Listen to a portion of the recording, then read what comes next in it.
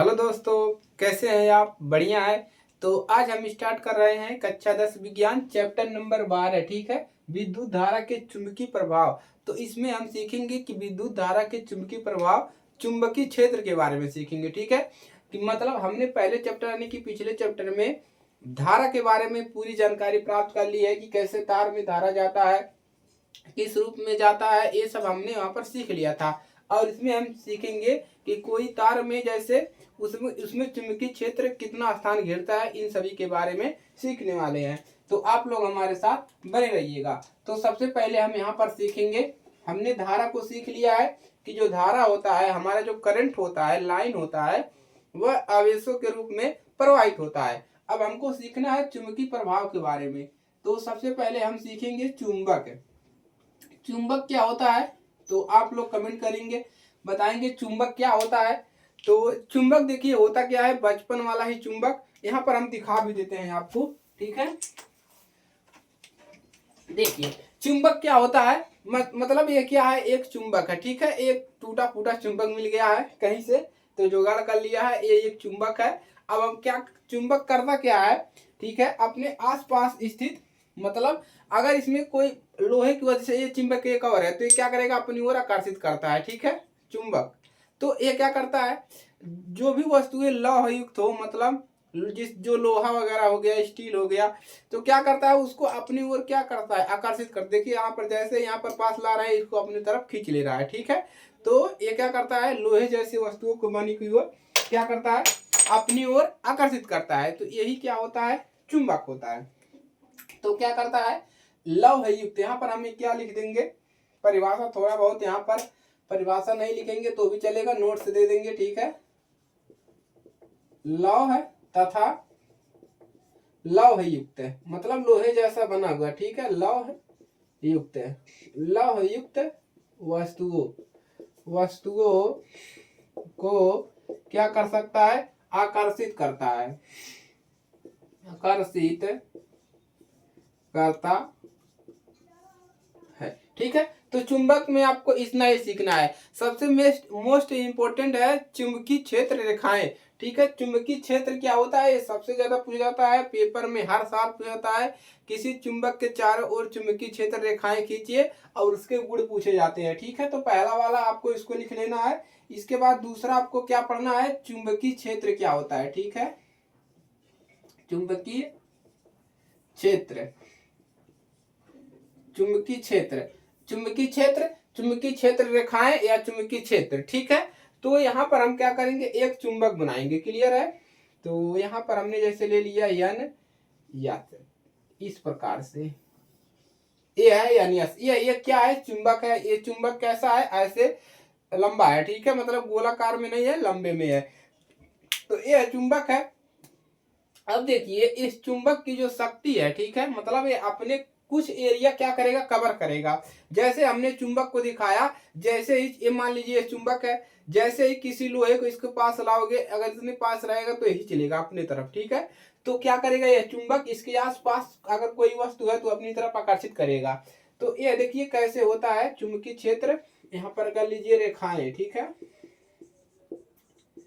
रेखाएं, चुंबकीय क्षेत्र रेखाएं। देखिए अब यहां से देखिए चुंबकीय क्षेत्र जो होता है इधर से निकलता है और इधर आकर क्या हो जाता है, विलगित हो जाता है। क्लियर है? ऐसे ऐसे निकलता है और इसको इधर साइड भी बना लेंगे। ठीक है, ये क्या है आपका चुंबकीय क्षेत्र रेखाएं।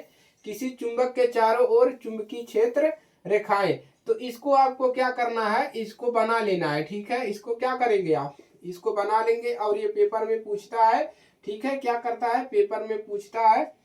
अब देखिए यहाँ पर ये चुंबकीय क्षेत्र रेखाएं इधर से निकलेंगी, इसको क्या बोलते हैं, इसको बोलते हैं उत्तरी ध्रुव। क्या बोलते हैं, उत्तरी ध्रुव। और इसको क्या बोलते हैं, दक्षिणी ध्रुव। ठीक है, दक्षिणी ध्रुव है। ठीक है, दक्षिणी ध्रुव, यस वाले को, इसको दक्षिणी ध्रुव बोलते हैं, इसको उत्तरी ध्रुव। ठीक है, ये क्या होता है, इधर से निकलता है ऐसे। क्लियर है? इधर से निकलता है। ठीक है, और इधर आकर समा जाता है, मतलब विलीन हो जाता है। क्लियर है? तो ये है चुंबकीय क्षेत्र रेखाएं। आपसे पूछेगा क्या, किसी छड़ के चारों ओर चुंबकीय क्षेत्र रेखाएं खींचिए। तो एक इंपॉर्टेंट क्वेश्चन हो गया 2 नंबर का। उसके बाद 2 अंक का यह क्वेश्चन हो गया कि एक चुंबक है, उसके चारों तरफ चुंबकीय क्षेत्र रेखाएं खींचिए। तो आपको इतना सारा आपको क्या करना है, यहाँ पर खींच देना है। क्लियर है। अब इसमें क्या पूछता है, चुंबकीय क्षेत्र रेखाओं के गुण पूछता है। क्या पूछता है, गुण। तो सबसे ज्यादा इंपॉर्टेंट ये है, मोस्ट इंपोर्टेंट क्वेश्चन। ठीक है, मोस्ट इंपोर्टेंट क्वेश्चन है, चुंबकीय क्षेत्र रेखाओं के गुण लिखिए। तो इसमें आपको लिखना क्या होता है, इसमें आपको 4 पॉइंट लिखना है। चारों पॉइंट बताते हैं। ठीक है, पहला पॉइंट क्या लिखना है कि जो चुंबकीय क्षेत्र रेखाएं होती है उत्तरी ध्रुव से निकलती है, दक्षिणी ध्रुव पे समाप्त होती है। मतलब उत्तरी ध्रुव पर निकलती है, ठीक है, निकलती है, और दक्षिणी ध्रुव पर क्या हो जाती है, विलीन हो जाती है। ठीक है, विलीन मतलब उत्तर से निकलेगा और दक्षिण पे क्या हो जाएगा, विलीन हो जाएगा। इसके अंदर से होता हुआ जाएगा, फिर यहाँ से निकलेगा, ऐसे चलता रहेगा। ठीक है, तो ऐसे क्या करेगा, चलता रहेगा। तो ये हो गया पहला गुण इसका। क्या लिखोगे, उत्तर से ये जो रेखा होता है उत्तरी ध्रुव से निकलती है और दक्षिणी ध्रुव पर क्या जाती है, विलीन हो जाती है। क्लियर है।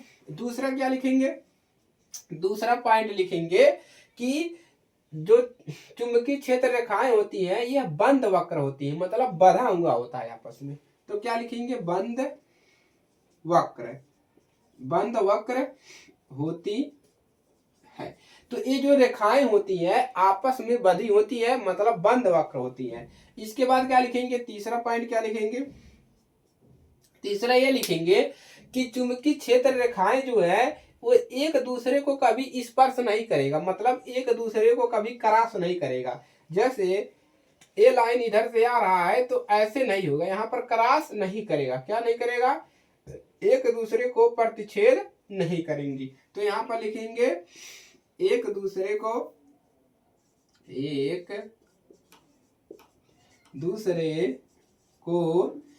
प्रतिच्छेद, क्या लिख रहे हैं जी, प्रतिच्छेद नहीं करती है। ठीक है, पर एक दूसरे को यह प्रतिच्छेद करेंगे ही नहीं। पहला गुण क्या लिखे हो कि चुंबकीय क्षेत्र जो होता है रेखाएं उत्तरी ध्रुव से निकलती है, दक्षिणी ध्रुव पर विलीन हो जाती है। और दूसरा लिखे हो कि यह एक बंद वक्र होती है। क्लियर है। और तीसरा लिखे हैं कि जो रेखाएं होती हैं एक दूसरे को कभी भी प्रतिच्छेद नहीं करती हैं। तो एक दूसरे को प्रतिच्छेद नहीं करती है, क्या, यहाँ पर लिख लेंगे रेखाएं। ठीक है, रेखाएं एक दूसरे को प्रतिच्छेद कभी नहीं करती है। क्लियर है। तो ये सारी पॉइंट हो गया।